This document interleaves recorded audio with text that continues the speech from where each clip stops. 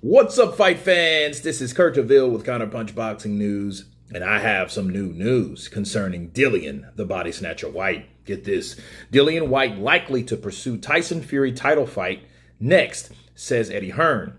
Dillian Whyte suffered a reported shoulder injury the week of October 11th during the training camp and was forced to officially pull out of his interim WBC heavyweight title defense against Otto Wallin on October 20th. 11 days after the WBC champion Tyson Fury knocked out Deontay Wilder. Whyte is the WBC mandatory challenger to Fury's belt, and the timing of the injury announcement has raised some eyebrows. While Whyte promoter and Matchroom boxing head Eddie Hearn tried to clear the air around the speculations of Whyte's injury, he insisted that his preference is for Whyte to skip Wallin fight altogether and go straight to Fury.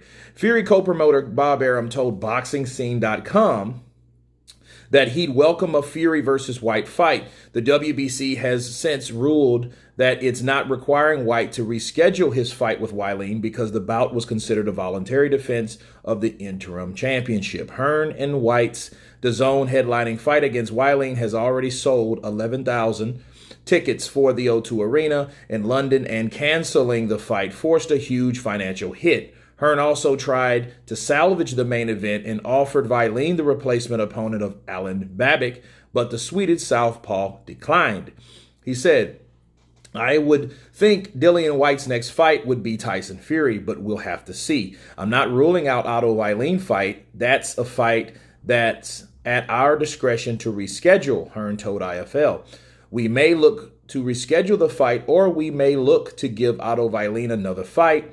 It is not our responsibility, but we want to be fair at the same time." Unfortunately, when they come out with these accusations, it doesn't really make you want to help out with the process because they are unfounded. But I understand his frustration. Dillian should be back early next year, hopefully against Tyson Fury.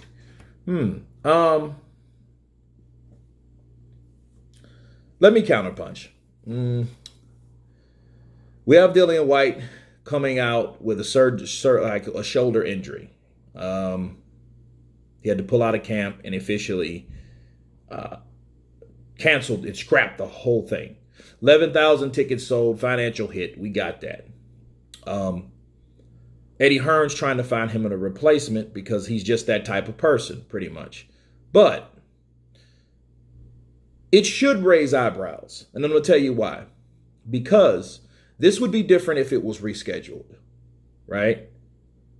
That would mean all the difference. But when they scrapped it all together to take a financial hit, you wonder at what expense what are they trying to do to get that financial gain back? Okay, so in other words, you're going to take a hit like that. What are you going to do to salvage the hit that you took? Okay, it had to be for a good reason or for a greater purpose. There you go. Well, the elephant in the room, Tyson Fury. So Eddie, I think, felt bad about Otto Wallin because what promoter wants to promote a fight, then it gets scrapped for a bigger fight and not take care of the other person that he was going to fight, because that's a good fight. So I think Eddie, was trying to do that because he felt bad for Otto Wallin, or he knew that this was a better financial business decision to scrap the fight altogether and go for Tyson Fury. I mean, any promoter probably would have done the same thing, but every promoter wouldn't have done what Eddie Hearn's tried to do. If you notice, he threw Babic in there, okay, with Otto Wallin, and Otto Wallin was like, "I'm not having that because I wanted to fight, Dillian, because that's for a WBC interim title. So, you want to snatch a title fight away from me and in turn give me a contender instead. No, I'm a contender. You know what I mean? That's not a good trade-off." So I can understand Otto Wallin's. See, if they wouldn't have canceled it all together, it wouldn't have looked so sketchy. But I see what Eddie's doing, and he's doing the same thing. Like, hey, I don't have to help you, but if you keep on saying that, hey, you think we're cheating, well, I may not. So it's at his discretion, in other words. And I think to counterpunch this is, If you don't want the problems and you don't want the speculations, give Otto Whyte the fight with Dillian Whyte. You know what I mean? That's the best thing that we could do, because there's no other fight bigger than the fight that he had. So trying to put a replacement in his face is not going to guarantee anything. See, Otto Whyte beat the guy that had the mandatory spot that Mauricio Suleiman gave, which was Dominic Brazil. He beat that guy up earlier this year. This is his second fight this year, so it's inconsistent. But then he was like, look, I'm on a roll. And then, hey, we may follow up with a fight with Tyson Fury. Well, okay, that's your motive at that point. That's your motive that you're trying to that you're trying to fulfill. You know what I mean? Hey, I don't want Otto Whyte. Give me the guy that beat Otto Whyte, Tyson Fury. So it's one of those things where Dillian Whyte, I think people are going to talk unless he does something about it. Or Eddie Hearn could possibly offer Otto Whyte an incentive by fighting someone else. You know what I mean? I don't know who he could fight, honestly, but I feel bad for Otto Whyte because he was there, but he was there and he was ready to fight. He signed the dotted line, and a lot of fighters didn't. You know what I mean? And then that's coming off of ridicule from Dillian Whyte for fighting fighting guys like Jermaine Franklin. If you guys can remember that's not that long ago that he was going to fight a tune-up guy, the guy that we never heard of. So at least he gave us Otto Whyte, but nothing beats Tyson Fury. So I understand everyone's frustration and situation, but for Otto Whyte, it just sucks all the way through and through.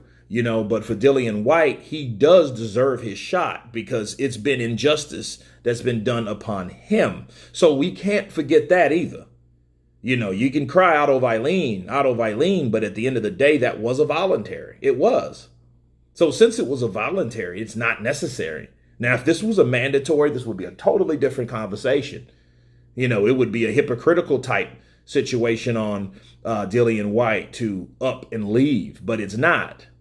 Okay, he needs his shot, but if that's what it was, say what it was. Don't, I'm injured because I know I don't want to take any fucking chances fighting Otto Whyte and it'll be a damn banana peel, right? type of fight for him, possibly. And then he loses where he was once again. You know what I mean? So Eddie Hearn probably was like, look, we're not going to have this. This fight's over. We'll try to get Otto Whyte another fight. And you're going to fight Tyson Fury. Me and Bob are going to work together to get that fight made because Otto Whyte, right? and Anthony Joshua just lost, so he has a rematch with Usyk. So that's out. So there is no Joshua Tyson Fury. So if you're at Eddie Hearn, what would you really do? Go for the Tyson Fury fight. If you can't get one of your fighters that fight, you get the other one, right? So it makes a lot of sense at the end of the day. It's just if that's not the case and he's not injured, mind you, people, say what it is.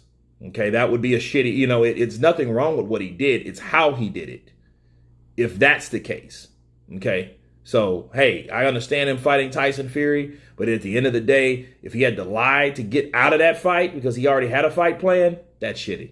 But anyway, you guys tell me what you think of Eddie Hearn saying that Dillian Whyte is likely to pursue the Tyson Fury fight. Of course, please subscribe. And you guys been Counterpunched. Peace.